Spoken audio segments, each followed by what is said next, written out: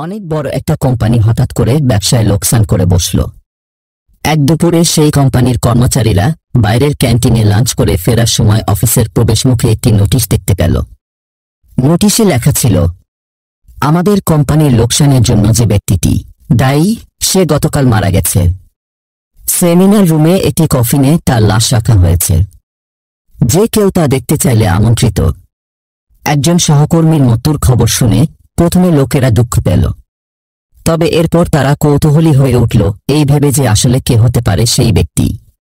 তারা সবাই সেমিনার রুমে এসে একত্রিত হল। সবাই ভাবতে লাগলো, আসলে কে সেই লোক যে আমাদের সাফল্যের পথে বাধা হয়ে দাঁড়িয়েছিল।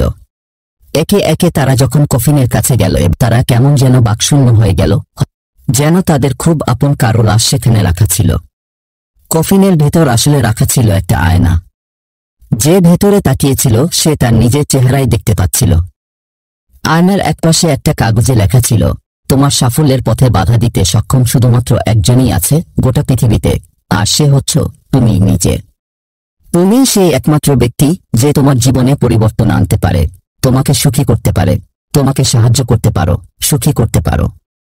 তোমার জীবন তখন বদলে যায় না যখন তোমার অফিসের বস বদলায়, যখন তোমার অভিভাবক বদলায়, তোমার বন্ধুরা বদলায়। তোমার জীবন তখনই বদলায় যখন তুমি নিজে বদলাও।